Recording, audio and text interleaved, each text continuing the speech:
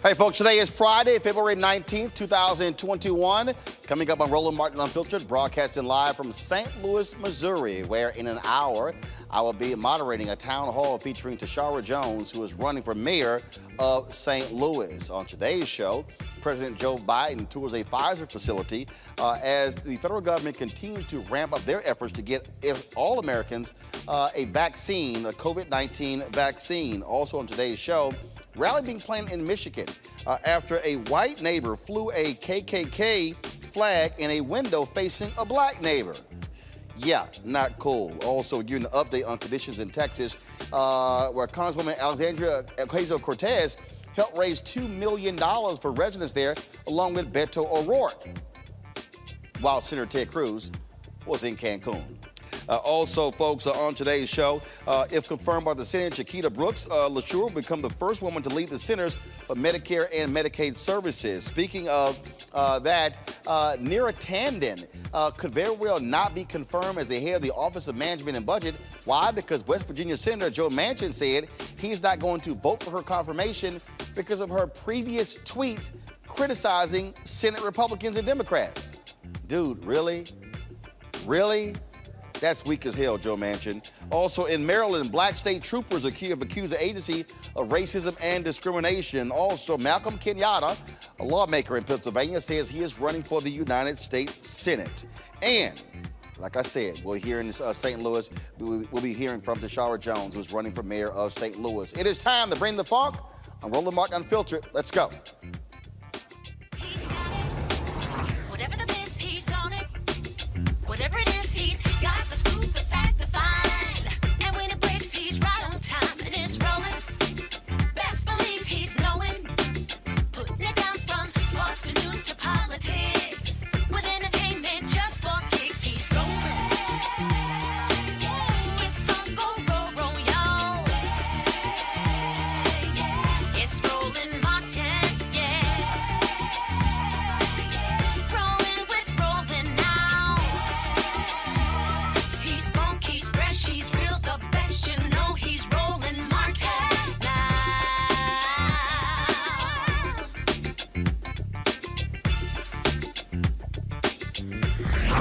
Martin.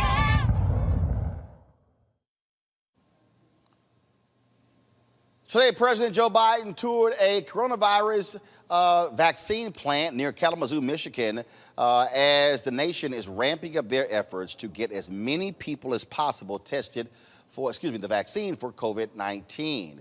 Now, the problem is that bad weather across the country has delayed some 6 million vaccines to folks across the country. Now, the plant Biden toured, like I said, is located near Kalamazoo, and it produces one of the 2 federally approved COVID-19 shots. Now, according to the CDC, the 2-dose Pfizer BioNTech vaccine has been administered about 30 million times since it received emergency use authorization from the Food and Drug Administration on December 11th. Now, Moderna is the other drug that's being used. Here's what President Joe Biden had to say today. And I know people want confidence that it's safe. Well, I just toured where it's being made. It takes more time to do the check for safety than is actually to make the vaccine. That's how fastidious they are. And listen to Dr. Fauci. Dr. Fauci assured me that COVID-19 vaccines were safe. That's why several weeks ago I went through the rigorous scientific review. That's why my vaccine shot publicly to demonstrate to the American people I know and believe it's safe. That's why Vice President Harris also received her shot publicly. We all know there's some history, there's some hesitancy about taking this vaccine. We all know there's a history in this country of having subjected certain communities to terrible medical abuses in the past. There's one message to cut through to everyone in this country is this: the vaccines are safe.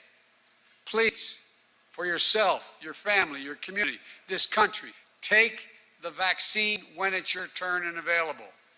That's how to beat the pandemic. And we're making progress. Deployed more vaccinators, the people put the vaccine in your arm. We're now making it possible for retired doctors and nurses to come back and under the law administer these shots. We've put new vaccinators in the field. These include over 800 medical personnel from our Mission Corps at the Department of Health and Human Services, and personnel from the Federal Emergency Management Agency, FEMA, Defense Department, National Guard.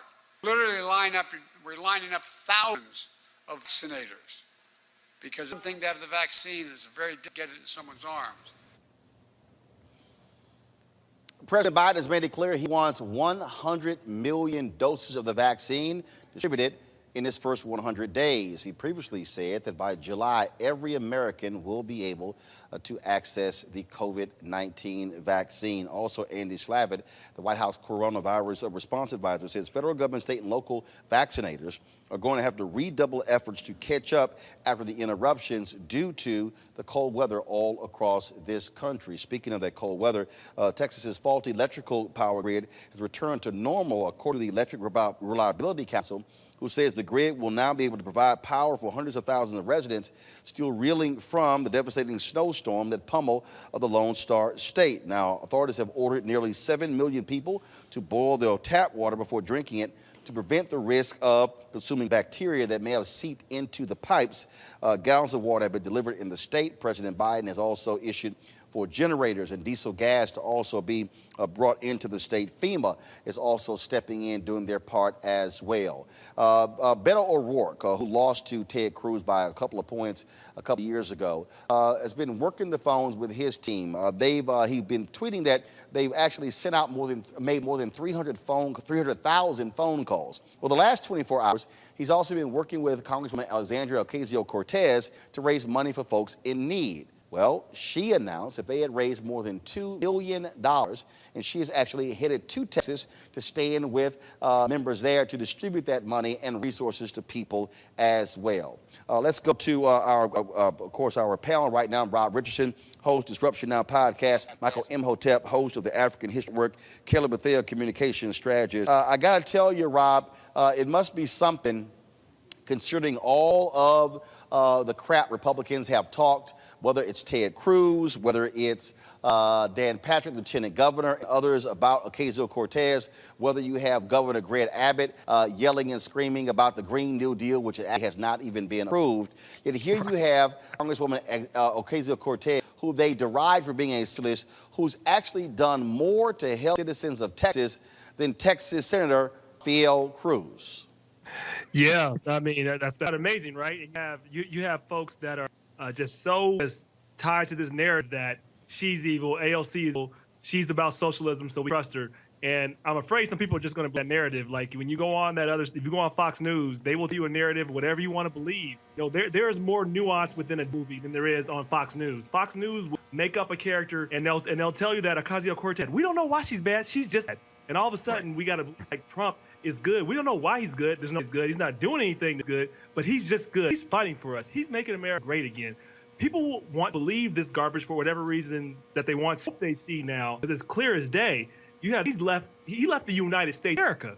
He left not only the States, he left the United States of America in order to get away from responsibility. And you have his opponent that lost stepping up, and you have Alexandria Ocasio-Cortez, who they think is evil and carnage, is actually helping more than their own senator. People can hopefully see what's in front of them. No, but Roland, they're not playing this news. They're figuring out a way to make up a narrative of some story that somehow is blaming Alexandria Ocasio-Cortez. Like she is that powerful that she created it from the Green New Deal, like you mean. And some people will actually see this stuff. It's just amazing. Of course, Michael. Bottom line is Fox News is derangement syndrome. They were the ones who were seeing the BS from the governor, Greg Abbott, blaming wind turbines and solar for the problem. That wasn't the problem. It was coal plant and fossil fuels. That was the problem. But they like us. Well, let's remember, Roland. Now, Fox News, that was one of the biggest propagators of the Stop the Steal and the election was stolen myth. Okay, until they got hit with a lawsuit from Dominion Voting Systems and then also one from Smartmatic. Okay, so you have to understand who you're dealing with. You're dealing with the Fox News crowd. With Ted Cruz. Now, I want to take people back. I posted this on the African History Network Facebook page yesterday, our fan page. Go back and look what House Speaker John Boehner said about Ted Cruz in 2016.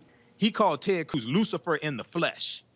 And he said he called Ted Cruz. No, go I people remember go that. research this. I remember. He called Ted I'm just laughing. Cruz Lucifer in the flesh, and he said he never worked with a more miserable SOB than Ted Cruz.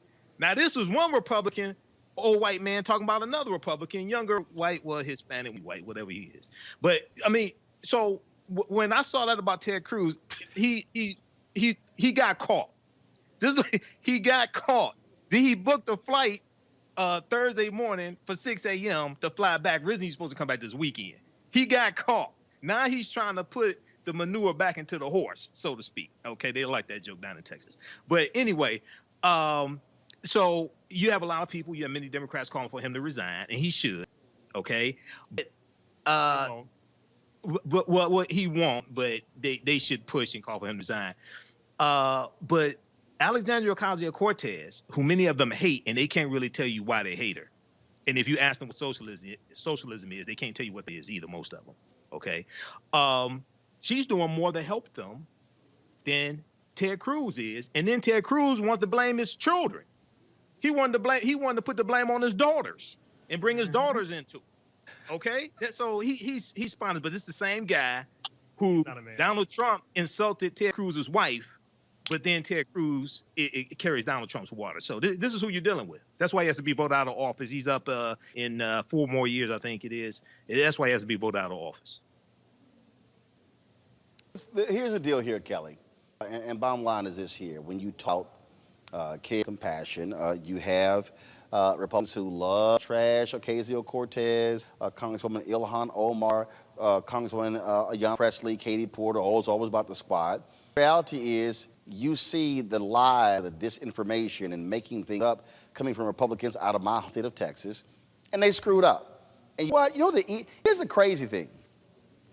It's actually smarter just to go ahead and say, we screwed up, we're going to make it better. No, Greg wants to run around and lie, blame, and no fossil fuels. And what's even more embarrassing, it's a little hard to be the governor of the energy capital of America, and you can't even get the energy straight when it comes to your citizens when a major snowstorm hits. And so I just get a kick out of the constant line and the back and forth and the price for it. But the question is, pay the price at the polls come 22. That's the real question. Regarding your last question, whether they will remember 2022, I certainly hope so. Not just because of trauma that I'm sure will be lingering after this moment in time, but also the history of the state in general over the past 4 years have gotten virtually nothing out of the Trump administration. Biden is trying to do his best to make sure the entire country is good. And Texans, believe it or not, a lot of the state is actually blue. So the fact that it's a red state just indicates as much oppression as you saw in Georgia and other states. So hopefully in 22, maybe there can be a state Abrams of Texas. So turn that train around and make sure that every vote is so that people like Ted Cruz or Ted Cruzette speak will not be voted into office again. Regarding this immediate situation down in Texas, this kind of elitist hypocrisy that Ted Cruz exhibited it's expected. It is expected. It is actually refreshing that more Republicans down in Texas have not done the same.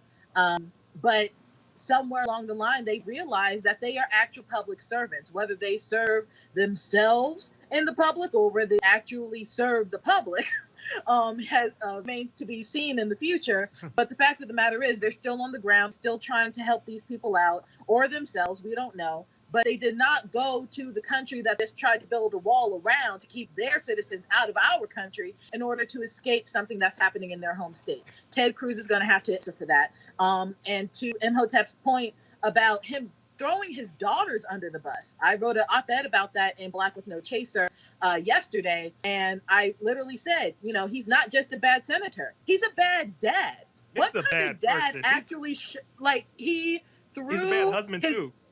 He's a bad husband, he's a bad dad. But I'm really focused on the kids right now because they didn't choose their parents. You know what I'm saying? The wife chose Ted, but the children did not choose Ted. And the children, yes, they were suffering like every other child in Texas. And then for him to blame the children for doing something out of their control when, according to the New York Times, it was really the mother's fault and the group chat saying that she Excellent. agrees, quote unquote, in all caps, saying that and flying out on Wednesday. So it's just a cluster mess over there, and he should absolutely resign. But look, he's not going to, and we know this.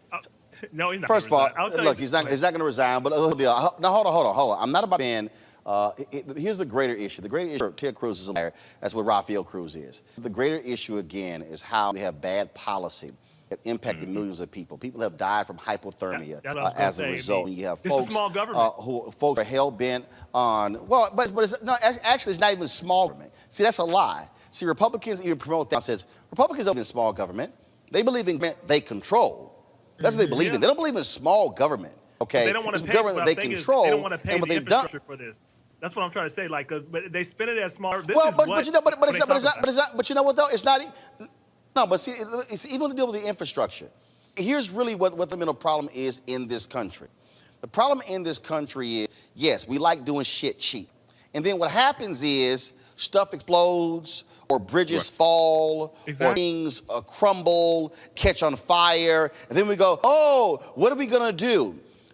When I say this country that you have to follow the money, that's what Americans do. People sit here and they play this whole thing cheap. And they want to get away with it. I mean, understand, the only reason we have safety protocols on cars in this country is because people died. And the car companies, everything is always expensive because they've got actuaries and said, we're not going to spend this here because X people die. So we live with these as opposed to doing what's right. And this is where, again, I would hope those folks who froze their ass off in Texas, remember that the next time you go to the polls, you vote for these idiots like Abbott and Dan Patrick and Ken Paxton, Attorney General, and the others who run Texas government. But Republicans can't even try to blame this on any Democrat. No. Here's the deal. They can try, but here's the deal. Republicans control every statewide office into everyone. Democrats do not control a single statewide office in Texas. So the GOP, this one with you. No, it's all them completely. This is a choice that they made, though, right? That, to your point, just to connect it, Texas decided to be independent, and they didn't want to be tied to the federal system. They didn't have any type of safety place for extreme conditions. And this is when I say this is what you get when you get a government, whatever you want to call it, small, ineffective government. This is what the government that Republicans advocate for. One that doesn't work, effective.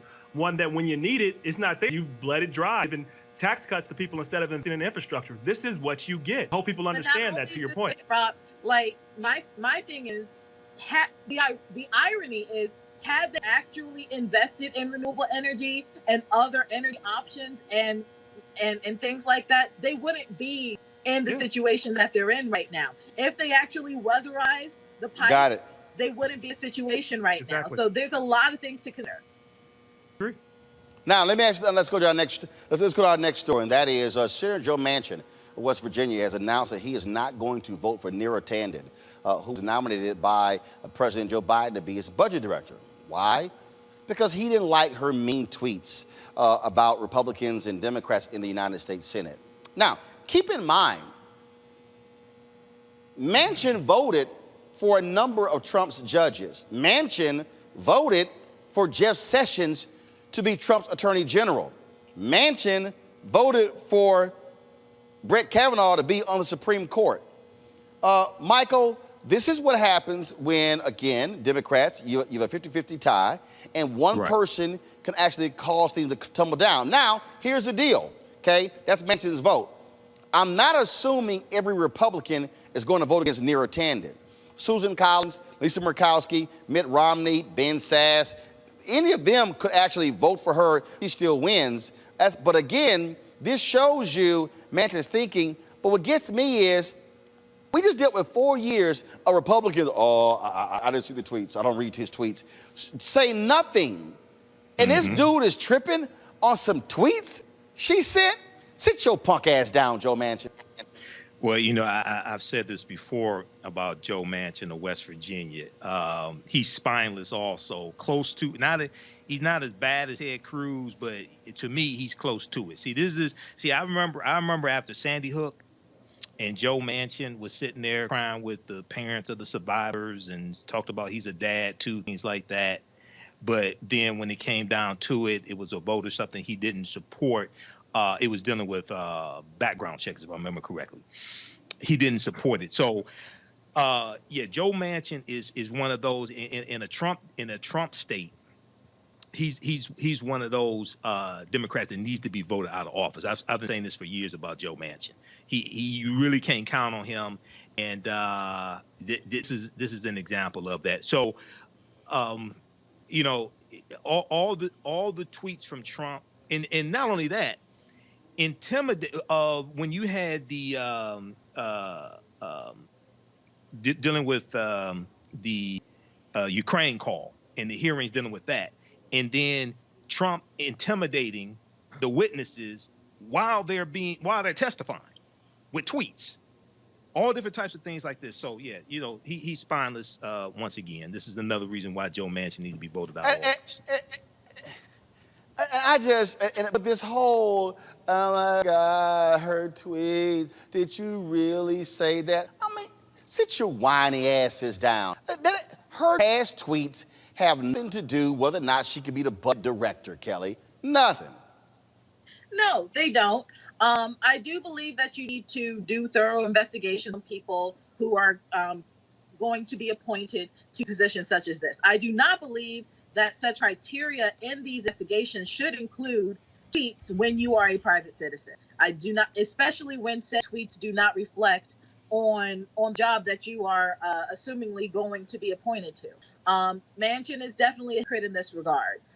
Granted, she did say things on both sides of the aisle that were insulting to both Democrats and Republicans, but considering that we just got out 4 years of a lunatic on Twitter and we just got out of an impeachment trial, and a lot of the evidence was based on his Twitter feed, and he still got acquitted. I do not see why we need to raise the standard or raise the bar to a Democratic nominee just because we know she's a good person.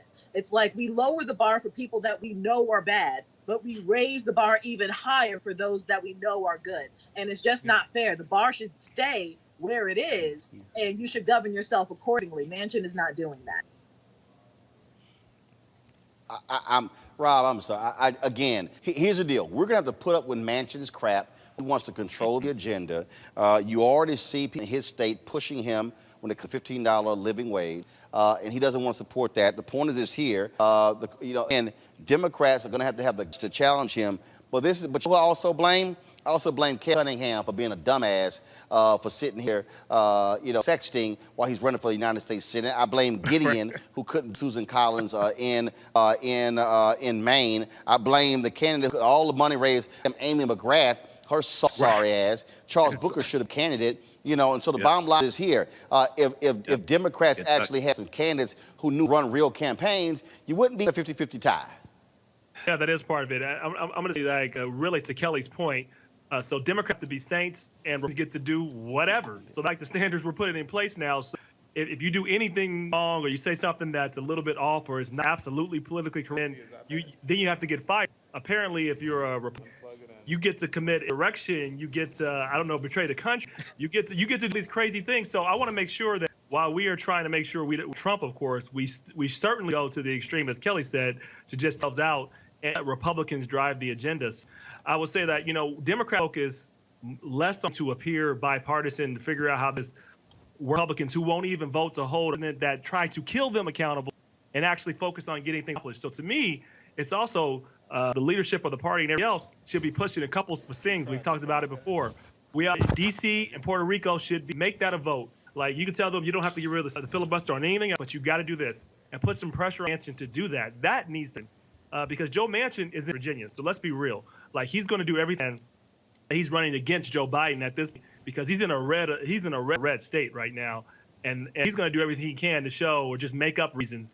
We need to make sure we're looking for the long term. If you do that, fine. Just give us a couple of votes. We can get 4 more senators in there. You can do whatever the hell you want to. That's what they should do in my opinion. Well, again, this is going to be an ongoing issue that we're going to deal with. I guarantee you this, because at the end of the day, when we talk about Joe Manchin and what he is trying to do, I mean, look, him or frankly any U.S. senator could stop any action. Democrats, and this is the thing, Democrats need to learn how to have discipline. The reality is this here. And use Unless power. they get rid of the filibuster, you're not going to see George Floyd Justice Act. You're not going to see a John Lewis Voting Act. I'm just trying to understand when Sinema and Manchin says, I'm not for the filibuster under any circumstance, how in the hell you think you're going to get votes? Please show me where the 10 votes are coming from. Well, Michael, you're not going to get them. So you got no choice. Use your power, Michael. Get rid of the filibuster, pass your agenda, and who cares if the Republicans get upset? Use your power. I totally agree with that, and they're more concerned about trying to stay in office. This is why certain ones of them have to be targeted, voted out of office, run somebody better that has a spine. Okay, so I want people, I'm neither Democrat nor Republican, but I'm also not stupid. Okay, I've said this before. It's not about the political party; it's about the policies and what they stand for, what the candidates stand for. But I think they have to be targeted. And when you have the power, you have to wield it. And this is something extremely important. I'll wrap up with this, Roland. Reverend Raphael Warnock has to run for re-election next year in Georgia, okay, for the Senate seat he just won. He's finishing out a term. We see in the Georgia state legislature, Republicans are trying to pass laws to make it harder to vote, crack down on mail-in voting, things like this. They're trying to take back that Senate seat and also trying to block Stacey Abrams, who most likely will run for governor in 2024 as well. So we have to understand this and understand how we have to protect these gains that were made and build on top of them. Again, I don't understand how is it that people don't know how to use power. All right, folks. Speaking of sort of strange, if you want to talk about power, the story that came out of Michigan that is weird. A man displayed the KKK flag in his home window facing his black neighbor's house, all because she installed a security camera system. Dings said as soon as she called state and federal authorities, posted a picture of the flag on the page. Law enforcement received word of the incident, forced us to go to her neighbor's house, and her neighbor removed the flag. Dings told it in Detroit, quote, "The reason the neighbors put the Klan sign up was I put a camera on my window to record what was happening at my house to prove." 3 weeks prior to this, Ding said security camera because someone put a container filled with gasoline in her dumpster. The alleged culprit happened again. So far, prosecutors will soon decide whether it's against her neighbor. Really? Michael, folks are planning on protesting, standing with that sister in Michigan. They sure as hell should, and make it perfectly clear to her white neighbor, you threaten this black woman, we're going to stand with her. Yeah, I totally agree with that, and I'm sure there's probably some activists here in Detroit I know who protest, and this took place in Grosse Pointe Park, Michigan. Okay, so they, Grosse Pointe Park, Michigan, they have it's a suburb of Detroit, a white suburb of Detroit. So they do have a history of racism and things like this against African Americans. And I think also at the same time, with greater attention coming to this, I think you will probably have some white people in Grosse Pointe Park that will stand up in opposition to what this neighbor is doing as well. But yeah, this is just ridiculous. And this person, I want to know, where was this person on January 6th? This person that hung the KKK uniform up.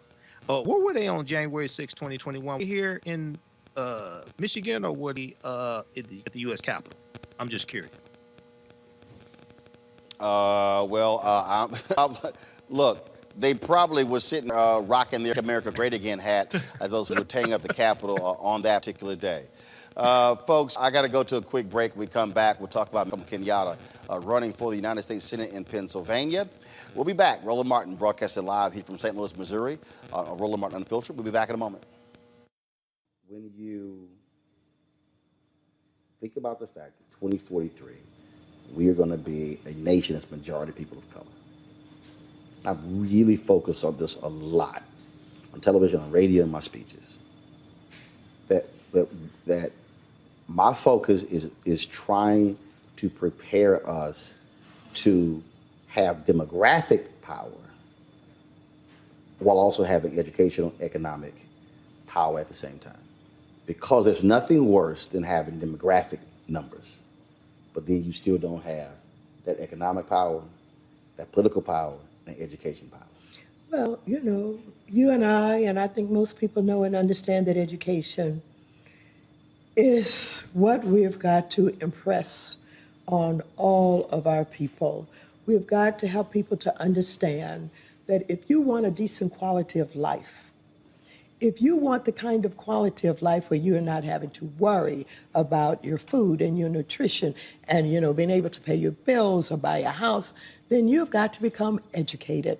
The more education you have, the larger the paycheck is. And of course, we've got to be involved in entrepreneurship, taking the talent that we have to create businesses. And there's a lot of opportunity for that. Hi, I'm LD Barge. Hey, yo, Peace World. What's going on? It's the Love King of R&B, Raheem Devon, and you're watching Roland Martin, Unfiltered.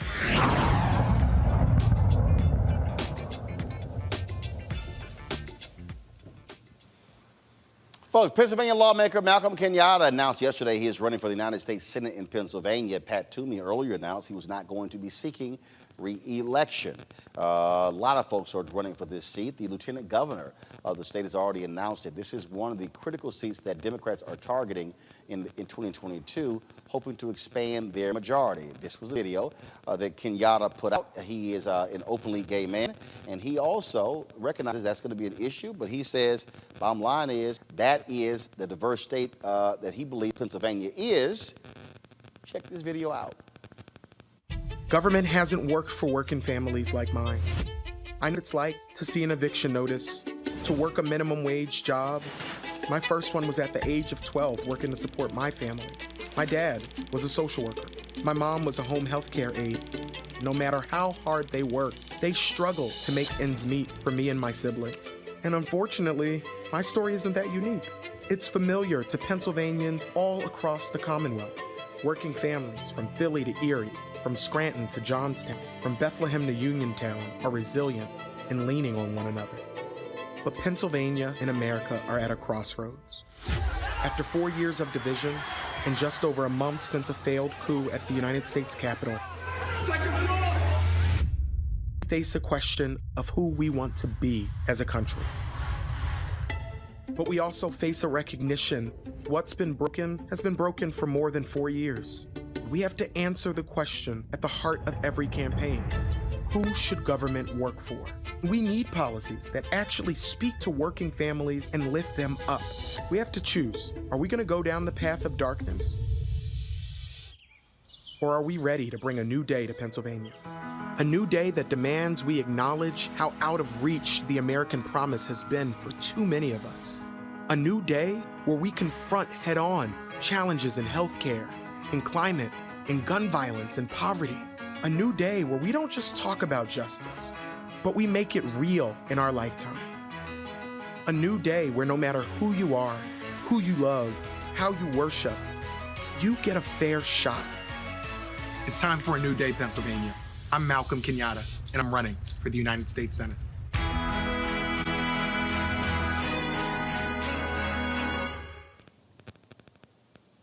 Question Kenyatta's going to have to face in Pennsylvania, Kelly, is Pennsylvania liberal enough not only to elect an openly black man?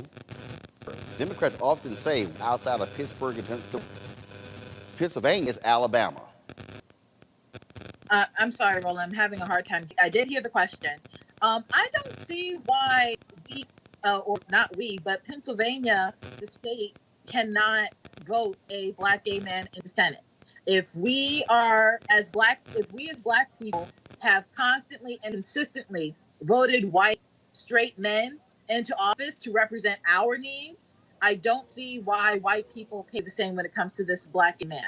It's not like his issues are any different than a heterosexual person's. It's not like he came from a different planet. He is from Pennsylvania. He represents Pennsylvania. My understanding is very well in state representation. I don't see why he can't go on into national representation of it to do the same thing. Frankly, we have pushed across the country for these red states or historically red states to turn blue. Why? Because the stakes have never been higher. It's not just about voting Trump out of office. It's about voting racism out of office. It's about voting xenophobia out of office. It's about voting elitism out of office, and the Democrats are the so for that message, and whoever carries that message needs to be in that seat.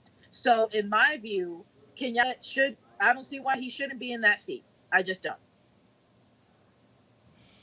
The issue you're dealing with, Michael, isn't the fact that not that he's gay. Issue that he's black.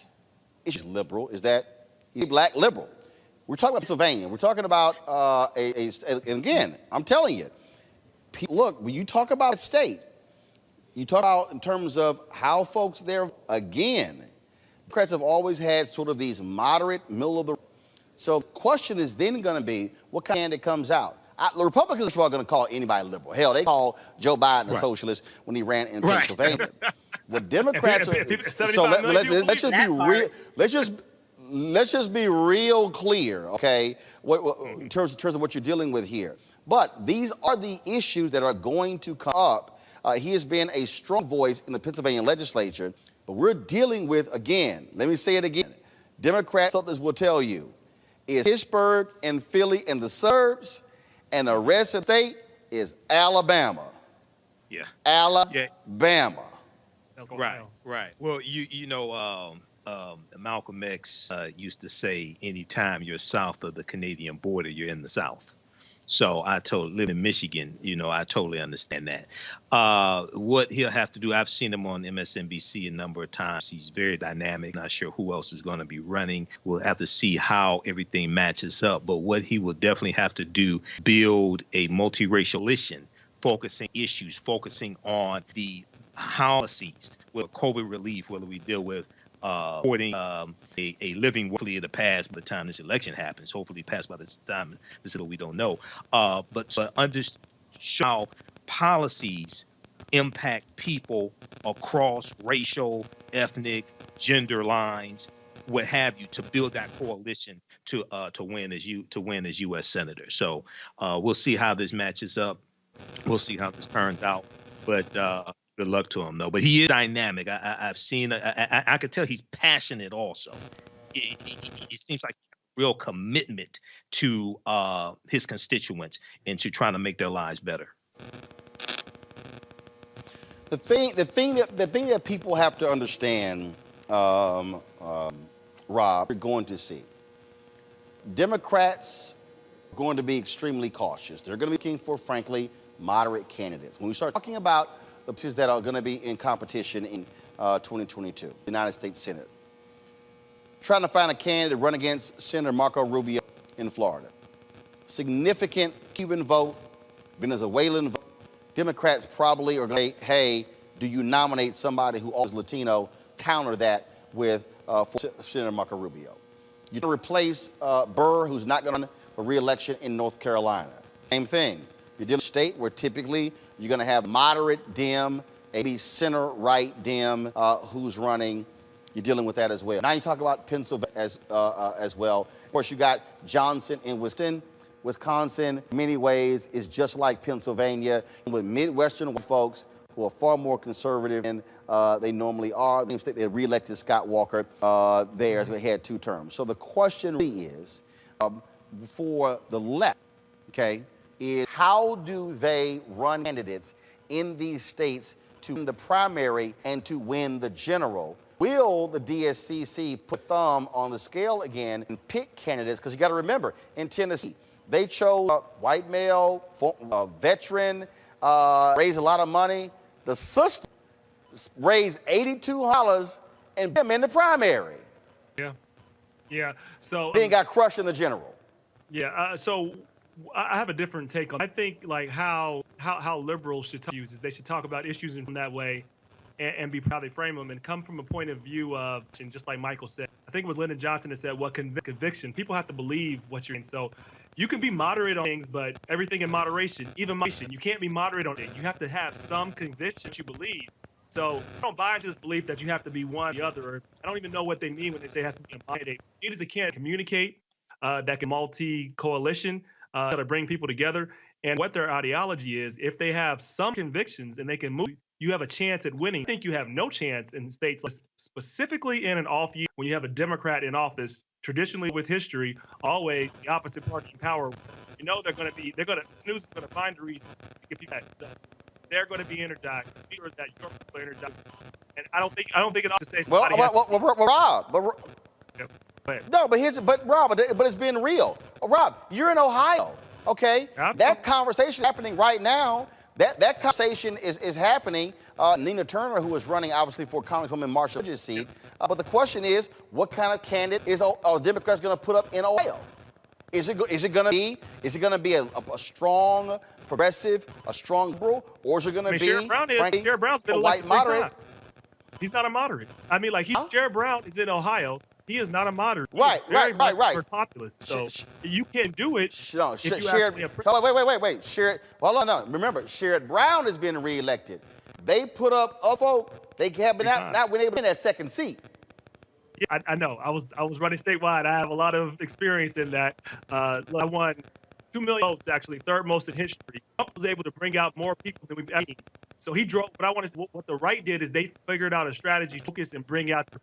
What we can't do is just say, let's come up with no message and don't worry about focusing on our people. We have to figure out how we motivate our people.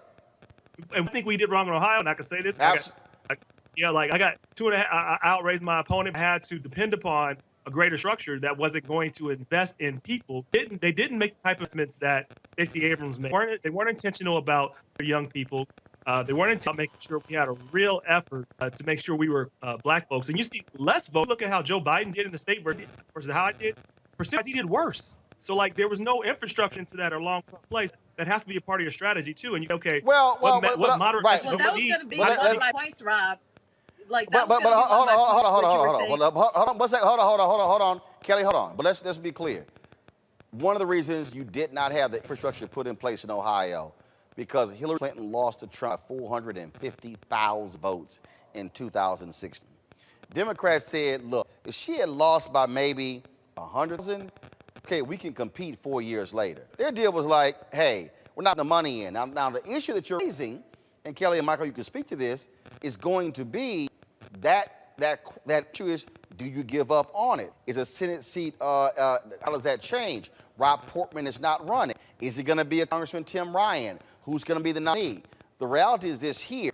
I would hope what Democrats have learned from Georgia is that you can't just completely write something off.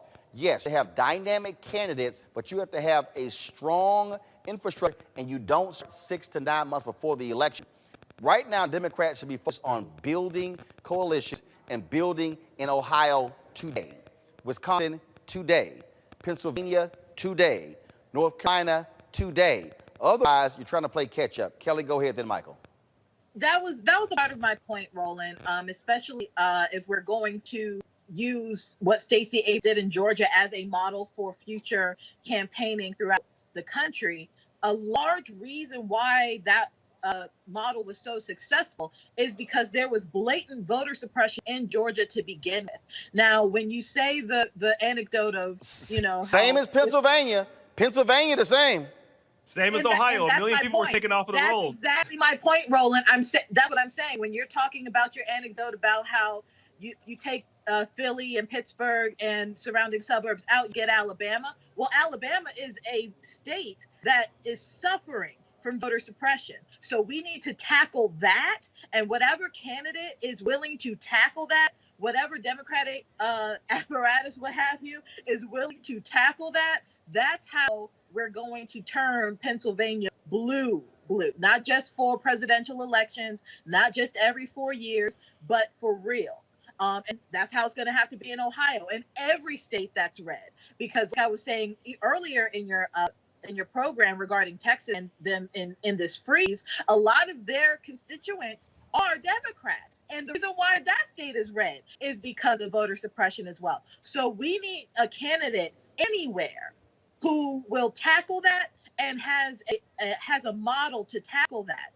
And also, we also need to stop putting gay people in a monolith as far as they're going to be liberal, they're going to be this, that, and third. Because Buttigieg was not all that liberal.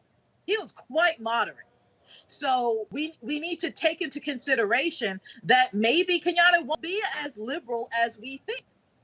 Just because he is a minority of the minority does not necessarily mean he thinks that way. So do your research. No, Pennsylvania, hold on, in no, terms of Kelly, who you wanna vote for. Kelly, have you actually, Kelly, Kenyatta's a liberal. I understand Okay, that, but if you act, no, we're not, no, we're assuming he's a liberal. He is a liberal. The point that I'm making, which is the point that we're dealing with, that Pennsylvania, right now, Republicans control the legislature in Pennsylvania. So right now, they're trying to change the law to boot out, literally, they're trying to change the law in Pennsylvania. And in fact, I reached out to Kenyatta to get him on the show to discuss this, where they want to go from judges being elected statewide to them elected via district model so they can control the judges, control the state Supreme Court. The point I'm still making is the battle in Pennsylvania is going to be what type of candidate emerges out of the primary.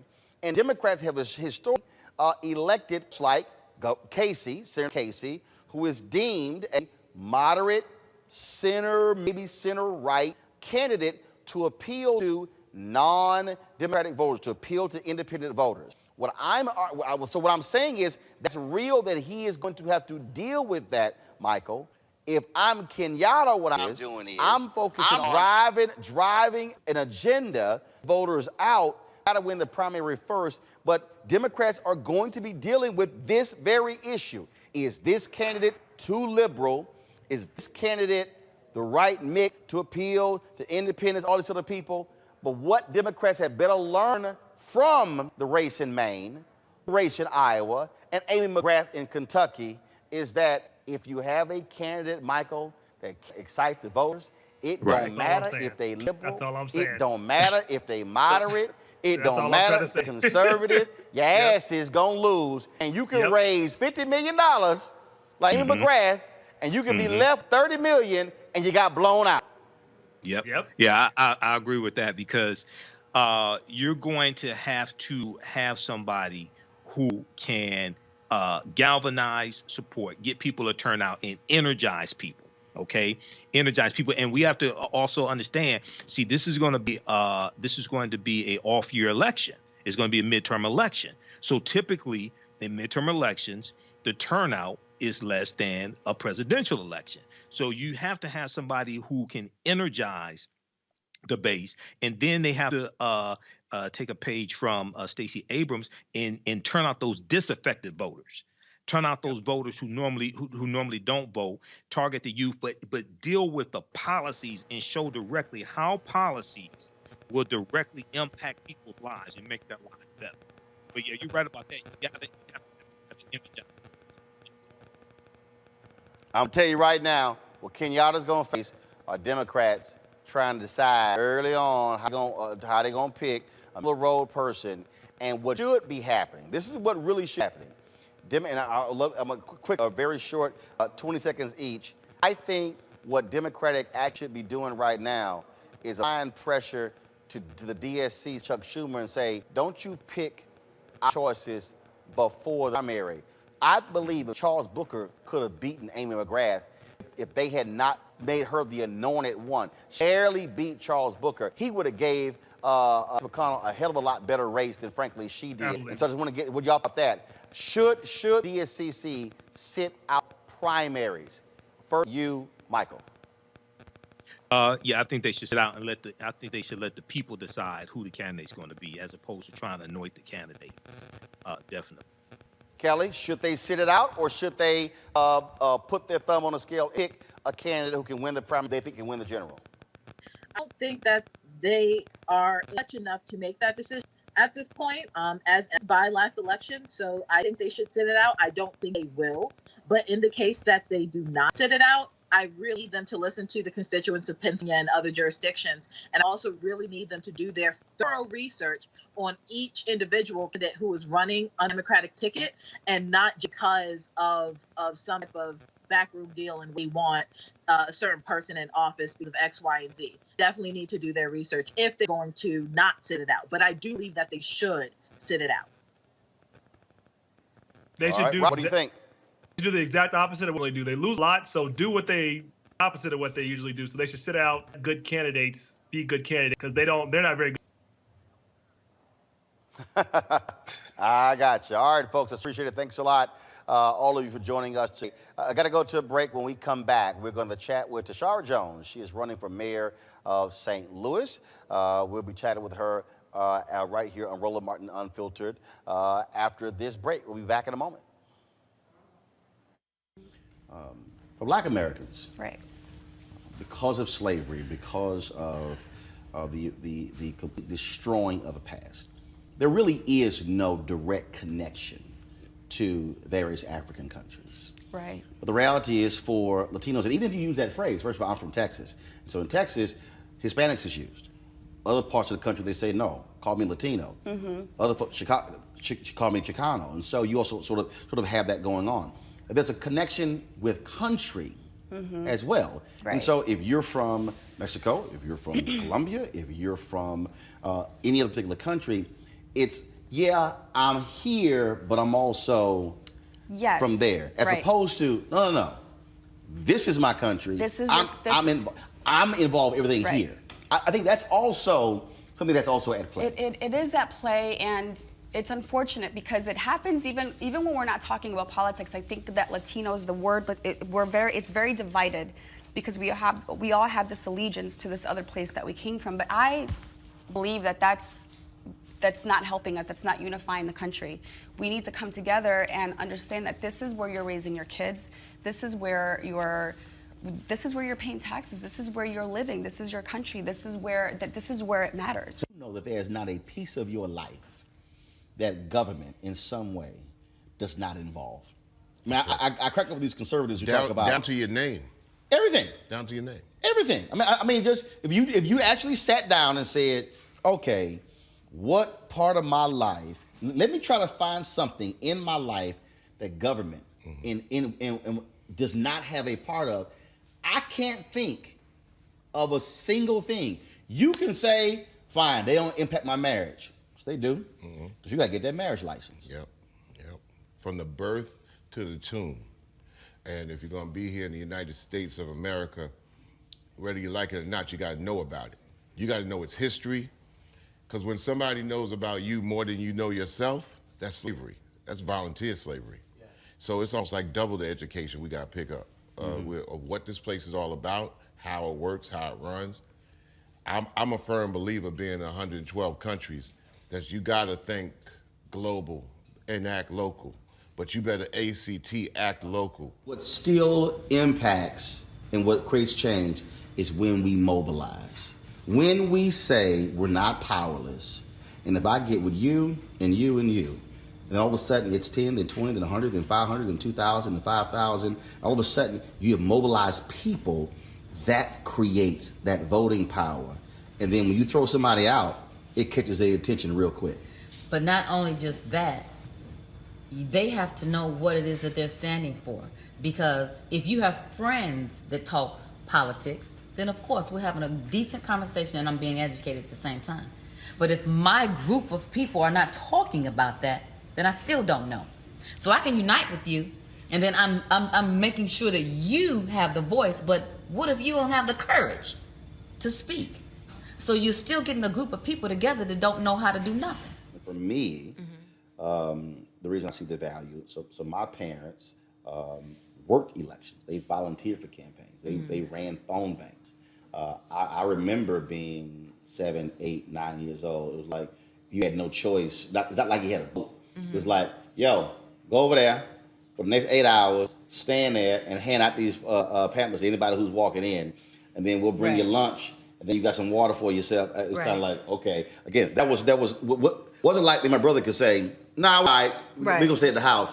It didn't work that way. And so for me, that was a huge part of my upbringing. And look at you now. And it's very interesting because for me, service was a huge part of my upbringing. And that's just something that's just, it's a natural thing. I don't think twice about going out and doing community service. I don't think twice about giving up my Saturday mornings, even if I stayed out late on Friday nights.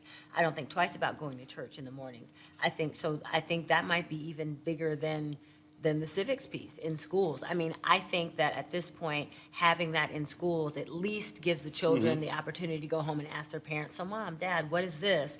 What do you think we should do about this? This is what I learned in school today. Let's talk about it. At least gives the children something to bring home and start a conversation with. However, if the parents start that for the children, then, you know, then the children can go to school and say, hey, why am I not learning this here? Why don't I have a civics class? You know what I mean? And we'll have more Roland Martins running around here. So the King movement of 1955 is the first time in a very violent civilization, Western civilization, any sizable group of people started to work to change by insisting we can use nonviolence power to create the change. Gandhi said that nonviolent power, the power of life, is the greatest and most creative force, power of the universe. And that if we human beings turn away from conventional wisdom towards using the gift of life, which is ours at birth, we would be surprised what the future of the human race will look like. So a lot of y'all always asking me about some of the pocket squares that I wear. Now, Robert don't have one on. Now, I don't particularly like the white pocket squares. I don't like even the silk ones. And so I was reading GQ magazine a number of years ago, and I saw this guy who had this pocket square here, and it looks like a flower. This is called a shibori pocket square. This is how the Japanese manipulate the fabric to create this sort of flower effect. So I'm going to take it out and then place it in my hand so you see what it looks like. And I said, man, this is pretty cool. And so I tracked down, it took me a year to find a company that did it. And so they make these about 47 different colors. So I love them because, again, we don't have many accessories to wear, so we don't have options. And so this is really a pretty cool pocket square. Now, what I love about this here is you saw when it's in the pocket, you know, it gives you that flower effect like that. But if I wanted to also, unlike other, because if I flip it and turn it over, it actually gives me a different type of texture. And so therefore it gives me a different look. So there you go. So if you actually want to get one of these shibori pocket squares, we have them in 47 different colors. All you got to do is go to rolandsmartin.com/pocket squares. So it's rolandsmartin.com/pocket squares. All you got to do is go to my website and you can actually get this. Now, for those of you who are members of our Bring the Funk fan club, there's a discount for you to get our pocket squares. That's why you also got to be a part of our Bring the Funk fan club. And so that's what we want you to do. And so it's pretty cool. So if you want to jazz your look up, you can do that. In addition, y'all see me with some of the feather pocket squares. My sister, who's a designer, she actually makes these. They're all custom made. So when you also go to the website, you can also order one of the customized feather pocket squares right there at rolandsmartin.com/pocket squares. So please do so. And of course, that goes to support the show. And again, if you're a Bring the Funk fan club member, you get a discount. This is why you should join the fan club. Think about the fact that 2043, we are going to be a nation that's majority people of color. I've really focused on this a lot, on television, on radio, and my speeches. That my focus is trying to prepare us to have demographic power while also having educational, economic power at the same time. Because there's nothing worse than having demographic numbers, but then you still don't have that economic power, that political power, and education power.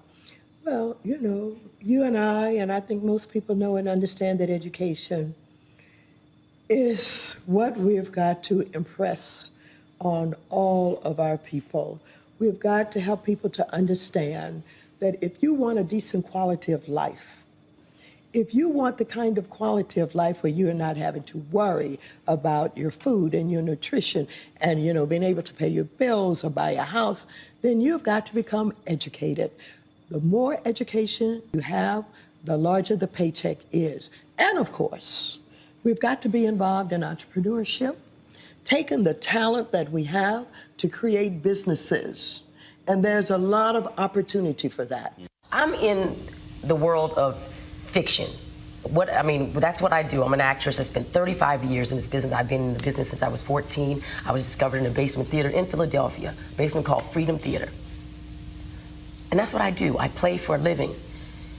And I look and see that we're in a world that, that it's bizarre. We can't tell the fake from the real. These people are not faking it. That's what they're going to, they're willing to put their whole lives, their families' lives, everything they've accomplished around looking pathetic and weak around a table because this man showed up and told that, that he was the one and everybody should follow him. He didn't even have a good argument. He's not Martin Luther King. He has no words, he has nothing. He's just rich and white and male. And so people want to see that power on display and then tell us that we're not, that we're crazy. They can't do it anymore. That's the good news. So the King movement of 1955 is the first time in a very violent civilization, Western civilization, any sizable group of people started to work to change by insisting we can use nonviolent power to create the change. Gandhi said that nonviolent power, the power of life, is the greatest and most creative power of the universe. And that if we human beings turn away from conventional wisdom towards using the gift of life, which is ours at birth, we would be surprised what the future of the human race will look like. Wanting a lot of activities in the neighborhood that was in close proximity. My mom wasn't always there, so I didn't always have a ride places. And, you want to be able to walk down the street and get to something that's some food for your soul in your community. I relished, the days of being in Clarksdale, Mississippi, and when I had to go out there and live with my people, they had actually black-owned corner stores. My uncle owned one. My Uncle Donald owned a cleaners and a corner store, and he a city councilman down there now. And it's like that was big for him. He was like, "Yo, man, you got to own something. Got to own something." His wife was named Louise. It always killed me. I used to call him George Jefferson. His name was Donald because his wife was named Louise, and that was big to see my family own and stuff, and it just cultivated what my dad told me. My dad, he's not a lot. He didn't say a lot of good stuff, but the three things that he did give me: play chess, so you'll be a thinker. You don't have to work for nobody. He told me that. I said, you don't have to work for nobody. The same energy that you put into for somebody else, you can put that same energy into it for yourself. And then he'll go into his spiel. See, they talking about black people don't want to work. Black people just don't want no job. You know what I'm saying? We don't work for nobody else. We want our own stuff. That's it. Give me my own stuff. I come to work every day. You know what I'm saying? he going through his own spiel. And I don't work for anybody. I'm Deion Cole, and you're watching Roland Martin Unfiltered. Stay woke.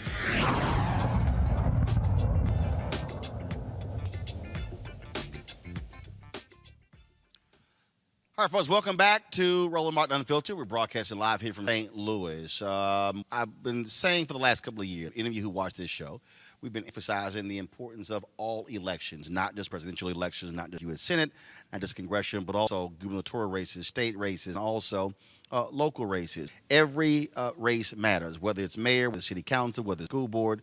And so after we spent some time in Georgia, of course, covering the race of John Ossoff and Raphael Warnock running for the United States Senate, I told you that we would actually be traveling to other cities in 2021, covering various races, talking to candidates, what's happening. And so that's what brings us to St. Louis. There's a mayoral election taking place next, and one of the folks who is running for mayor, running for the time, Tishaura Jones, who joins us right now. How's it going? Good to see you. Thanks for coming to St. Louis. So you ran last time, and that was for a lot of trading experience. You had a number of African American who were running, and none won. You came in very second there. Around there are 3 African Americans who are running. Total of 4 candidates. Total of 4. 4. What do you, the community in St. Louis has learned from the last election? Hopefully that local elections matter and you need to show up for every election, whether it's dog catcher, city council, and obviously, hopefully we've also learned to coalesce around one candidate. While we still have 3 African Americans in this race, the thing that's different this time around is that we have approval voting. So people get to vote for as many candidates as they want to in the primary. And So you have ranked voting. It's like ranked choice, but they're not ranked. So the top 2 vote getters then go to a runoff a month later. Oh, but with those, they're only voting for one. They can in the primary, they can vote for as many candidates as they approve. There are 4 candidates on the ballot. So a person can cast 4 ballots? They can, they for all 4 candidates if they like. Now that's a little different. Yes, it's different. That's real different. So with that in mind, turnout in the last election. 8%. That 72% voters did not. Exactly. You being focused on in election, because at the end of I think you think about the Ray Bush. She was blown out by Congressman Lacey Clark. He then runs again the second time. They looked at what happened with the employee in the second campaign. So this time, well, the last 4 years, we spent all that time just having conversations with people, telling them also about the current administration's record. They've also seen that there hasn't been much movement. So we celebrate, well, not celebrated, but marked 5 years since the death of Mike Brown, and people saw that nothing has been done, or almost nothing has done, based on the report that we put together through the Prison Commission to address, systemic racism in the region, to address criminal justice reform. And so people are angry and people are upset. So hopefully they are incited to vote this time around. We also saw record turnout in the August primary where Cori Bush won. So hopefully we'll have that same sort of turnout, which was actually upwards of a 40%. So hopefully we'll have that same turnout on March 2nd. So what it been like? What has the messaging been like to operating in but what get people understand the importance of elections like that? I mean, most elections when you're in a presidential year, it's because of that level in money, and you're inundated with ads as well, to drop off when you have other elections. Right. So there's a drop off, and so we have been going back to our supporters. I also ran in that election, so we have a database of people that we knew came out and voted. So we've been going back to those supporters and making sure that they know another election coming up. So hopefully see not the same turnout in August, but something close to it. When you talk about what has changed, you've been involved also in this last several years to your position as a treasurer. I've had Kim on as well. Seems as if there is a constant thought on black elected officials. I've had folks from the black on as well talking about those issues, and so race is dominant. If I dare say, a white candidate still is, which is really the huge one, race city, and when it comes to having power. Yes, absolutely. Racism is in the center of all of our decisions. St. Louis is one of the most hyper-segregated regions in the country. And you drive I don't know if you've driven from north to south here, as soon as you cross Del Boulevard, the atmosphere immediately changes. And so we have to address that. We have to address the systemic racism that led us to this point. We have to address that there are, just like investment in some neighborhoods are intentional, disinvestment in black neighborhoods has been intentional. And so we have to reverse that trend. And as far as our local media, it seems like they have an all-out assault on especially black women in this town, black women in leadership. As you get the editorial board from our local paper, they have written nothing but easy editorials about me, about Darlene Green, Kim Gardner, Cori Bush, the list goes on and on. And so for the folks who are watching, what are the differences of the city? Because a lot assume that St. Louis majority black city. It used to be, but we are a minority, so we're about 40% black, 46% white, and everything else is Hispanic and Asian. Has that been because African Americans have been moving to cities that in the county? In many, same thing we saw what happened where suburbia have grown tremendously because of blacks leaving the core. Absolutely. In the last census, they are projecting that we lost 21,000 African Americans since the last census. Wow. Interview Wesley Bell today, and we're going to be interviewing this month. And one he said he hears a lot young folks can't wait to graduate and leave.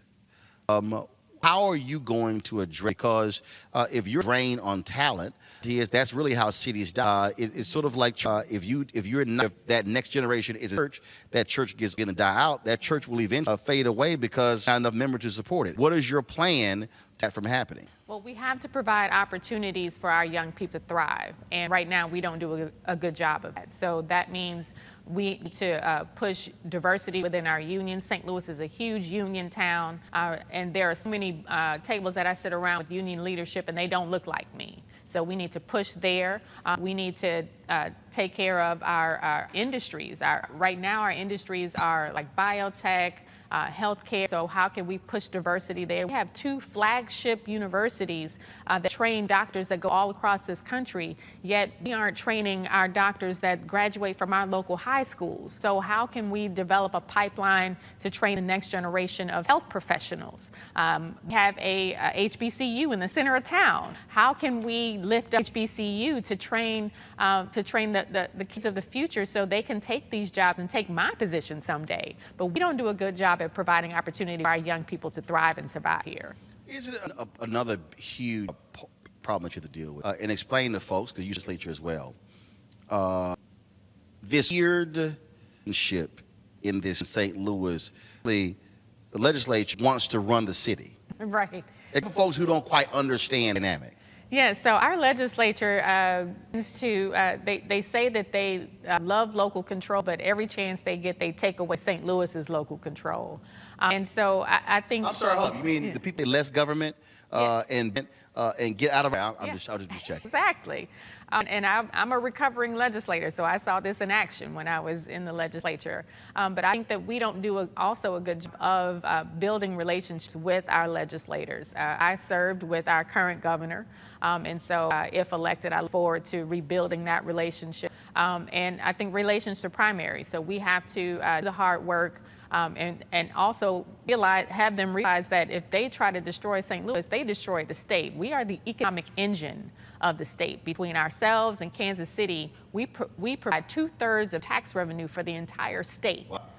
So you think that they would be pushing development and pushing things our way to help us instead of trying to hurt us. You talked about in healthcare. We've seen a number Midwestern states lose their luster. When you talk about Illinois, when you talk about Wisconsin, when you Pennsylvania, a lot of people also white getting older, past younger folks in these states as well, losing representation in other places like that. So a big standpoint, what is your to attract businesses, attractions? What type of growth that would ask folks to move here? Well, I think one of the things we saw through the pandemic was the ability of people to work from anywhere in the country. And recently, Square has decided to relocate a lot of its employees from Silicon Valley to this. And so I've been talking with the CEO there and Jack Dorsey? Jack Dorsey and his partner, Jim McKelvey. And we were talking, how can we create an environment other companies from Valley want to follow Square to Midwestern cities? Because we've also seen the birth of some other cities like Nashville and Indianapolis and Kansas City even. So we need to talk to the leadership in the cities, see what kind of changes they made to attract those businesses and try to do the same thing here. Because I am not a fan of reinventing the wheel or trying to come up with something out of the blue. We need to see what works and replicate it here. Or what often happens is folks are running, if we could just go back used to be, because to be the dominant industry. The dominant industry, we have a huge we used to have a huge auto industry. An auto plant used to be actually right next door to where we are right now. Boeing, or what used to be McDonnell Douglas, used to have a huge plant here, and now so they have other plants across the country. We still have some of that here, but not as big as it used to be. And obviously, being in St. Louis, Anheuser-Busch as well. Right, yeah, but InBev, Busch, and now their smaller footprint here too. And so, in trying to make the connection of folks here to say a greater future, that conversation been like? It's been like in talk black voters and white who may say, no, we have two different. Well, I think the number one, both black and white voters, has been crime. crime and public safety and criminal justice reform. We just saw one of the most violent years on record 2020 here in St. Louis. We had over 260 murders, but also an issue for attacking crime and public safety. It has to be a regional approach because when you're looking at St. Louis from outside, you don't see that there's a different St. Louis City and St. Louis County and that the elected officials are different there. So we need to provide a united front on making sure that we're attacking our problems as a region, not just as a city, because it doesn't stop at our borders or the Mississippi River, right? Because we're right across the river from Illinois. So how do we engage our partners in East St. Louis and help East St. Louis build up and address poverty all around the region? Well, the thing about what you out, and when my interview with Kim Garvey, she talked about the size of this city's police and massive number of police. Every time you turn around, people say, "Oh, if you have this issue, we just have more cops." But what cause of your crime issues here? The root cause is poverty, and mental health and substance abuse services. So police don't need to be the only answer when you dial 911. And St. Louis has the large size police force of 10 other cities our size. Okay, repeat that person who might have missed what you just said. St. Louis has the largest police force of 10 other cities our size. Even larger than Cincinnati and Pittsburgh, which are the same population. They have the smaller police forces than St. Louis. Wow. So obviously the idea of saying, hey, more is not the solution. It's not. It's more socialist. It's more more diversion programs. It's more the things that Kim Gardner and Wesley Bell are working on. It's making sure that, again, that cops aren't the only answer when you dial 911. Because also, St. Louis has more police shootings per capita than 100 cities in the country. Also has been described by both talk with one of the most racist country. Amen. I take it they're not a fan of you running for mayor. They are not. They are not. And I served with the business manager, Jeff Roland, when I was in the legislature. And I've told anybody who will listen, he does not have an audience in my office. They're going to have to change if they deal with me. And so don't know. Again, some cities have mayor, council, form of government. Some have a government. Women here. What does a mayor really? So they say that St. Louis has a weak mayor form of government because I require at least one other vote to make any spending decisions through Board of Estimate apportionment. But I admit that the mayor is only as weak as the person in that job. Because you can still have a weak mayor form of government, but a strong leader can do good things in that position. When you overseeing the police what is that like? Well, people often talk about the bargaining. Those that a lot of have is when unions dominate the contracts up in this city. And what are you saying that changes to the police department, police shootings? So currently, I understand that the collective bargaining agreement is being negotiated as we speak, and that's with small group of people that includes the personnel director, the director of public safety, and obviously the police and a couple of others. And I'm not sure if they're going to reach their negotiations before we get to April 6th or April 20th, which is when the new mayor will be sworn in. But I know that there are things that need to change within that agreement, especially related to discipline, which currently keeps us from holding officers accountable. So there are visions with it. There are some differences between the policies and procedures department, are provisions within the collective bargaining agreement that talk about discipline. And so those pieces need to come out. Because if you're talking about a collective bargaining agreement, you're talking about salaries, hours, things like that. There's a discipline piece, and as I understand it, there's like a time period that keeps us from cops accountable between how many days a particular officer has been suspended versus it doesn't matter with the policy that's in the personnel department. And because it's different, there are loopholes basically. And look, you just dealt with, we talk about issues, financially issues with crime.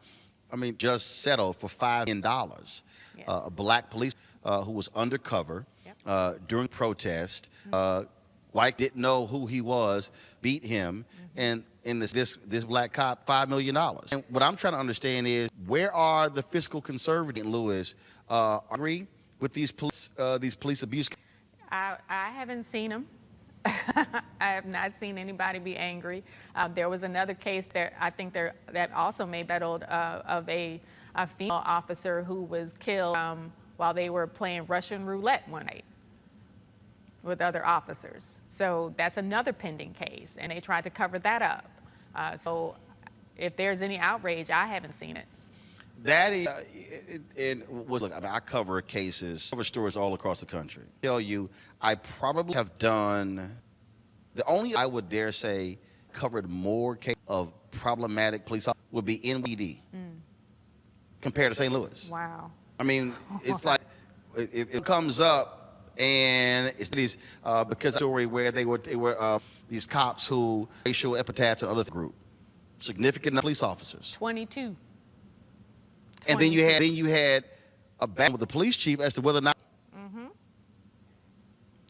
that has to be disconcerting if you're a resident where you have folks to even get rid of racist cops. Or, the other part of that is our civilian review board. We passed legislation to create a civilian review board or civilian oversight board. And the number of cases that have, none of the cases have been sustained. And it's a trick to describe it, because I did talk to people there. There's a form that's supposed to be filled out when a citizen has a complaint against an officer, and that form is supposed to be shared between Internal Affairs and the Civilian Oversight Board, but only Internal Affairs is only using their form. So they may have thousands of complaints, whereas the Citizen Oversight Board only has like tens. It's like 42 complaints versus Internal Affairs has thousands or hundreds. Because when they say, well, why we have more complaints? Well, because the person didn't ask for that form. Okay, so what the hell is the point of a review board then? And this civilian review board, who appoints them? They're appointed by the Board of Aldermen and the mayor. But this is a communication issue. I don't fault the Civilian Review Board. I fault the Internal Affairs Division for not using their form and not being a fair player here, because they know that the form exists, but the burden is on the person making the complaint to request the right form. How do they know? So here's what I don't understand. Why is it the city simply stipulate, because the city oversees the police department, this is the form you give. It's in ordinance that's the form that's supposed, but. Or how about this here? Okay, when somebody makes a request, name of the person they reach out to, is that be on that form? I don't know. See, look, here's the way my mind thinks. If the Internal Affairs the wrong form, from a city require that internal, they have to put their name form. So if this is the form and it says Jim's, hand me this form, y'all they can go to Jim Jones and say, why in the hell did you hand the wrong? I mean, that's how you fix that. Because I mean, you have to hold accountable. I mean, that's the game they're playing. Exactly. So how do you have an internal affair, which is supposed to be aiding wrongdoing of police, saying we're going to try to cover as possible? Would you say that Lee is election between and its citizens?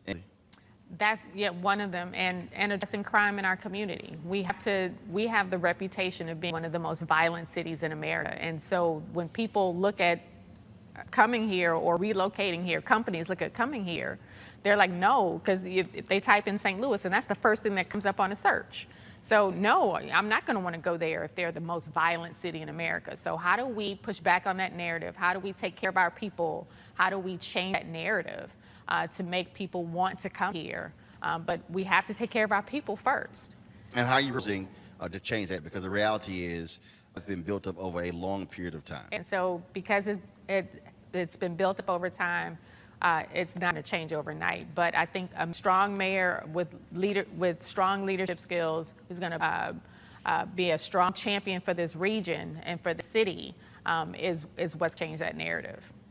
We talked earlier. You mentioned you talked having 2 flagship universities, and Lewis University, Harris Stowe. When it comes to seeing problematic issues, how are you putting them into this? How are you having them at the table address? See, I don't think they've ever been asked to be at the table. So we have to bring them to the table. We have to bring everybody to the table, because it's not just the problem of city government. It's not just the problem of the churches. It's not just the problem of the schools. We have to bring everybody to the table to see how we're going to put our collective heads together to put a path forward for our region. We've done at least 7 or 8 different reports all saying the same thing, that people need more jobs and opportunity and workforce development and training, and we need to invest in North St. Louis. We need to address our school system. Our school system's fragmented, all of the things, right? And nobody's ever taken the reports and actually done something with them. So how do we take all of these reports, and of course, race is at the center of all of them. It talks about the systemic racism that's inherent in this region. So we need to take all of those reports, put them together in a strategic plan, and start addressing these issues. But everybody has to be at the table in order to do it. Actually, I think probably what you ought to do is, you should have a bonfire. You should take one of those reports and burn them all. Here's the whole deal. If care what it is, I don't care if it's a business, I don't care if it's a neighborhood, I don't care if it's dealing with the city. All folks have done are issue reports. Then the only folk gotten any work to writing the reports. Right. This last one on economic development cost $1,000. Tell us what we already knew. So, okay, who spent $1,000? Not us. Not us. But it's the development fees that they get through SLDC. It's a crazy setup. That is. You pay me $800,000 for it. Yeah, that's how the folks do these reports. Right. That sounds like that's the only people who are actually doing well. Right. What was the relationship? First, I'll the business relationship in a minute. I want to go back to the college. Talked about the power. You talked about you have these 2 universities, and how are you driving folks from your system, universities, and maybe not just for 4-year degree, but certification program, where you all are helping folks build skill set? We're not, and we have more than 2 flagship universities. There's Maryville, St. Louis University, Washington University, Harris Stowe, and Lindenwood. So I started a program called the College Kids Children's Savings Account Program, and we open college savings accounts for all kids in public school from kindergarten up. And what I want to do is bookend that program. So we start the accounts at kindergarten because we're trying to increase families' financial capability, but also how are we addressing the needs of our kids as they're coming out of high school? So we should be matching them up with union apprenticeships or 2 or 4 year vocational school, or how are we using our existing university systems to really reach out to all of our kids to say, hey, you can come here for free or reduced tuition. But I don't think we're not pulling those 2 pieces together. So it's just curious to me that if you have a fundamental problem in the city, you don't have a situation where you are in all elders. And so that's strange. So how in the heck can you think something's going to get it fixed if you pull business, education, health, law enforcement and say, we a collective problem? Right. You can't. And that's the thread that I've seen in cities across this country where they have already tackled these issues, where they're growing, right? These small Midwestern cities that are growing, they pull everybody to the table. But for some reason in St. Louis, even between the city and the county, we can't seem to do that. But that stops if I'm elected. I already have great relationships with elected officials in the county. And I have been pushing, that's the only thing that I've been saying. We need to solve our problems as a region, you can't just put it on the city. We have to do it as a region. Everybody has to be at the table. Our destinies are linked. Business. One of the things that I've heard from people that you have interest act as if they could the city and not officials. Clearly, you agree. Yes, I've seen that, during this pandemic. We had 2 different health directives for the city and the county. For a while, you could still eat inside in city restaurants, but you couldn't in county restaurants because our county executive is a medical doctor and knew that it was not safe to be eating inside. But in the city, there are certain business people who were pushing the mayor to say, no, we need these restaurants open because, and I get it. I get it that, COVID was horrible for a lot of businesses, but. Still is. And it still is, right. But we shouldn't have different health directives based on, whether or not you're on one side of the street or the other. Well, one of the things that as you're about in this issue of crime, is there I think back to Houston, my parents of our neighbor club. Do you have an extensive neighborhood civic in terms of you are charging neighbors with clubs to control their own, to be able to assist folks in whether it's dealing with crime, but dealing with economic issues? Because we say often when elections, that elections are the instance at the beginning of another. When you look at cities where they've been able to do some great things, people also to be an investment in the change. And so what is your plan, strategy to do that? Y'all, you can't look to these problems. I'm gonna know if you're in the area when you see something to say, if there's an overgrown lot or if they're picked up, I need you to be able to make that or create kind of civic organizations in these neighborhoods so change them while you're trying to make changes at City Hall. So it's real simple. We need to have more town halls with our neighborhood associations. In some parts of the city, you have active neighborhood associations, and in some, they're not that active.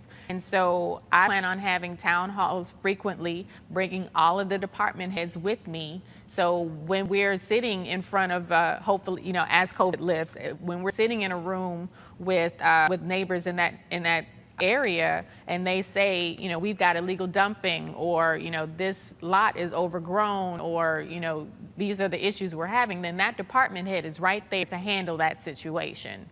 And it's nothing new. It's not rocket science. It's just meeting the people where they are and addressing their problems. So when you talk about the areas where you don't have associations, who lives there? We do, African Americans. So how do you change? How do you change? Because first you're going to need the neighborhood association to have town halls. So how do you change that? Are you charging leaders? Are you charging community leaders? Are you? So what? I think people will be involved if they see that someone is responding to their needs. And right now, they don't even see government responding to their needs. They don't see their trash picked up on a normal basis, their streets being swept. So if we start doing the little things that they expect from their government, I think that they will be more involved. Also, I think that we have a really high percentage of renters in the city. And so how do we change those renters into homeowners? And that way, that also engages people in neighborhood associations. Now, do you have a high percentage of rent homeowners because you have low of house? Is that because of foreclosure crisis where large hedge funds went in and up allotments? We happened in Arizona, they bought up with the allotments of 25,000 homes, and they don't want folks to be there making more money of folks. It's a combination of redlining, and there's the racism again. There are homes just probably in this neighborhood where we're in now that if you purchase it, it won't appraise out because there are no comps, because there's been no lending in the neighborhood. So it's a self-fulfilling prophecy. If there's no lending, there's no comps. If there's no comps, then it won't appraise out. So how do we push back on financial institutions to lend more in Black neighborhoods? Because right now they don't. And I see the reports every year. I call these banks and credit unions to my table and say, what are you doing? You need to do more. Okay, so I answer this. Since you operate as a treasurer, are the banks practicing redlining? Is the city's money those banks? Some of it, yes. Some of it, yes. We have about 13 banks that we do business with, and push back. I push back, and we have to continue to push. Who has the power to pull the money out? The treasurer. I mean, that was one of the things that Maynard Jackson did. That Maynard Jackson did when he said there were no blacks on boards of directors. Banks in, he said, look, some African Americans on your board of directors, and they said, well, there are none. Find any. And then he said, no, they exist, and there's some place any. He then called this and say, pull the city money. Right. Wait, hold on, wait a minute, because look at the end, and every discussion, I don't care what it is, everything comes back to money. This is America. If you don't want the money, you're talking about anything right. And that really that's it. Dealing the money and challenging folks in that way. So talk about growing black businesses. Maynard Jackson again for Atlanta, and I think for getting black mayor, I said one of top 5 all-time politicians in America ever because of how to use the power of the political office right. to change the economic conditions. Exactly. You spent time him and others to say, if I am able to be elected, I'm going to liberate. Yes, absolutely. My father, who was comptroller of the city of St. Louis, was a protege of Maynard's. And one of the things that he's told me that Maynard said all the time is that I didn't have set-aside programs. I just set it aside. and about intentionality, right? Just like disinvestment is intentional, investment is intentional. And so we need to make intentional decisions to say that we're not going to give you tax dollars, our tax dollars for investing in that don't need another tax dollar. But we can give it to you over here where this neighborhood needs investment, and you're going to work with this community to make sure that investment happens with them and not to them. See, I think one of the things that, again, looking at how do you look at how businesses, and again, something else did. Right. Look, the city pays 108. These black businesses not float their companies. Say it fine. You know that they are, when they're getting city contracts, requiring any bank the city puts money in to provide clients to businesses have city contracts. Right. He said, you know they're going to pay them, so the money's going to come in. And so that's one to help those businesses grow by pairing, if they're able to get a city contract, able to get a credit from a bank. We're putting money in, so essentially calculating taxpayers. Yeah, absolutely, and that's one of the practices I have now in the treasurer's office. If we have responses to our Ps and it doesn't include black businesses, I keep it open till there are black businesses that come. And I am catching hell right now for giving a multi-million-dollar contract to a black woman-owned business who can do the work. Right. She did her bit. She won it outright on her own, but because she was also a campaign donor like everybody else, then all of a sudden there's an issue. But she does the work. I'm sorry, so they were St. Louis that in order to contract, you can't be a campaign donor? No requirement. Because if that was the case, then nobody would be doing it. Nobody would get, right, nobody contract. Exactly.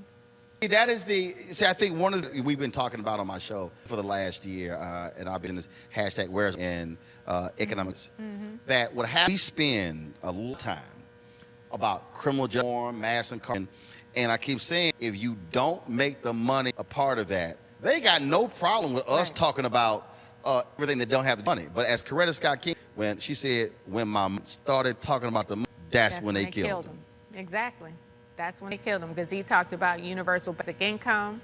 They talk about March on Washington, but it was for the March on Washington for jobs and freedom. They always leave that part off. So yeah, he was transitioning to civil rights in addition to civil rights, and saw where they intersected. A few minutes left in this, and I spent lots of time, I said, in Georgia. Folks have been in numerous stores talking about the work rooms, a fair fight, the new Georgia Act.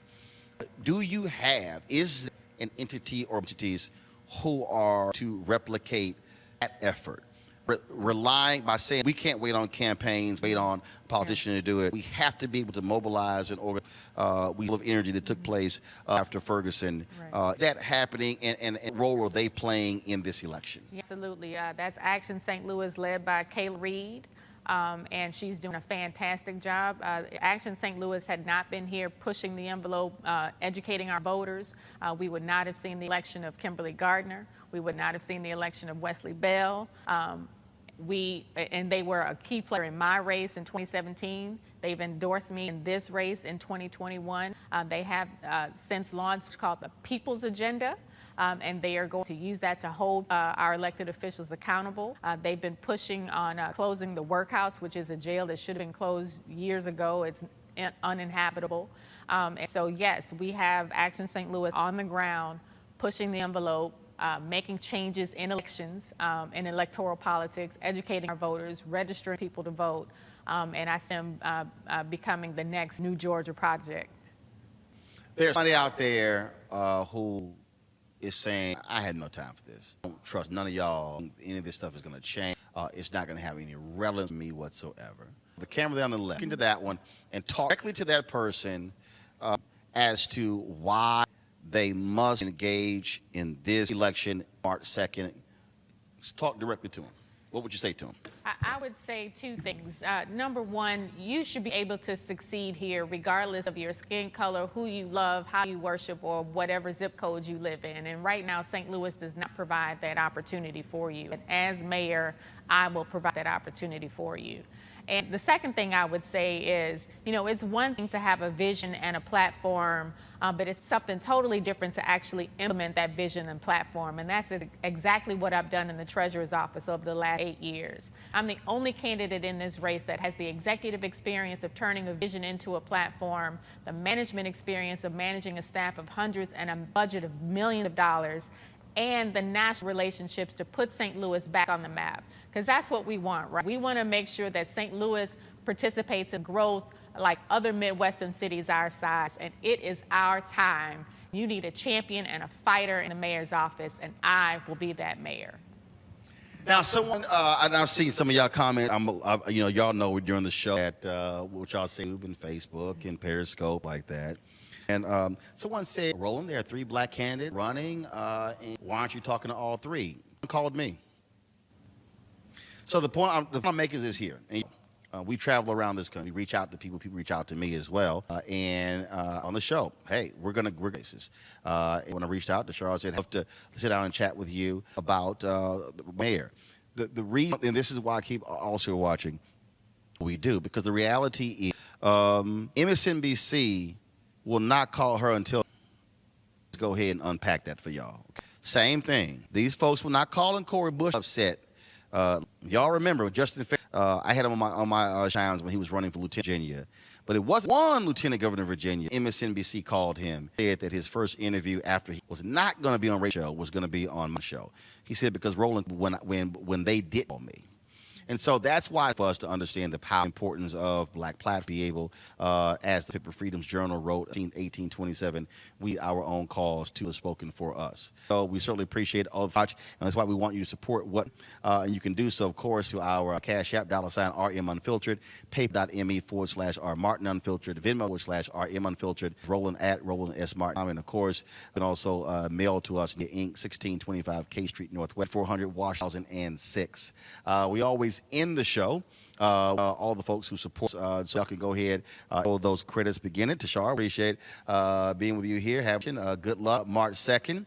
Of course, as any candidate probably don't want to run off, but if there is a runoff that's taking place, when? Yes, April 6th. April 6th, and then born in when? April 20th. That's really, that ain't much time between the election, the runoff, and then business starts. No, it's not. We need some serious election reform there. All right, well, certainly good luck with that. We appreciate it. Thanks a lot.